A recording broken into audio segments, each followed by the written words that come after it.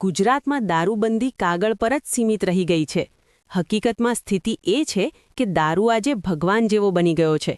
દેખાતો ક્યાંય નથી, પણ હાજર દરેક જગ્યાએ છે. આ કડવી હકીકત હવે બોટાદ શહેરમાંથી ખુલ્લેઆમ સામે આવી રહી છે. ગુજરાત રાજ્યમાં દારૂ પર કડક પ્રતિબંધ હોવા છતાં બોટાદ શહેરમાં દારૂનો ધંધો એ રીતે ફૂલીફાલી રહ્યો છે કે જાણે ખુલ્લી છૂટ આપવામાં આવી હોય.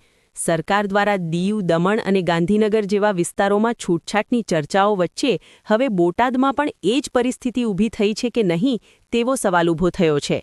સૌરાષ્ટ્રના ગૌરવ કવિ ઝવેરચંદ મેઘાણીની કર્મભૂમિ ગણાતા બોટાદમાં જ જાગૃત નાગરિકોએ અંદાજિત બહુમૂલ્ય કિંમતની અલગ અલગ બ્રાન્ડની ખાલી ભારતીય બનાવટી વિદેશી દારૂની બોટલોનો ઢગલો લોકો સામે મૂક્યો છે.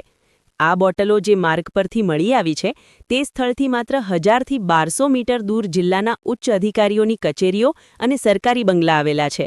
રોજબરોજ અધિકારીઓ આ જ માર્ગ પરથી અવરજવર કરે છે, છતાં આટલી મોટી ગેરકાયદેસર પ્રવૃત્તિ તેમની નજરે કેમ નહીં ચઢી?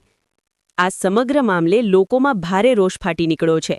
લોકો ખુલ્લેઆમ આરોપ લગાવી રહ્યા છે કે બોટાદ પોલીસ પર હવે કોઈ ભરોસો રહ્યો નથી.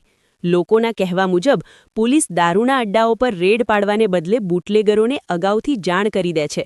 પરિણામે સામાન્ય નાગરિકો ભયના માહોલમાં જીવન જીવવા મજબૂર બન્યા છે.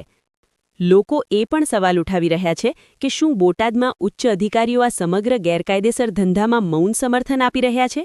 જો નહીં, તો આટલી મોટી સંખ્યામાં દારૂની ખાલી બોટલો શહેરમાં કેવી રીતે એકઠી થઈ? આ માત્ર બોટલો નથી, પરંતુ બોટાદમાં ચાલી રહેલા દારૂના મોટા રેકેટનો જીવંત પુરાવો છે. આ પરિસ્થિતિ યુવાનો માટે ગંભીર ચિંતા ઊભી કરે છે. નાની ઉંમરે યુવાનો નશાની લતમાં ફસાઈ રહ્યા છે, જેનાથી તેમનું ભવિષ્ય અંધકારમય બની રહ્યું છે. નશામુક્ત ગુજરાતના દાવા વચ્ચે આ હકીકત સરકારની નીતિઓ પર સીધો પ્રશ્નચિહ્ન મૂકે છે. જાગૃત નાગરિકોની માંગ છે કે રાજ્ય સરકાર તરત જ આ મુદ્દે કડક કાર્યવાહી કરે. એસએમસી દ્વારા બોટાદમાં દારૂના તમામ અડ્ડાઓ પર તાત્કાલિક રેડ પાડવામાં આવે. બોટાદ પોલીસ અને સંડોવાયેલા અધિકારીઓની નિષ્પક્ષ તપાસ થાય. આખરે બોટાદના લોકોની એક જ માંગ છે કે બોટાદને ખરેખર નશામુક્ત બનાવવામાં આવે, નહીં કે માત્ર સૂત્રોમાં જ રાખવામાં આવે. દારૂબંધીના નામે દેખાવ નહીં, હકીકતમાં કડક અમલ જોઈએ.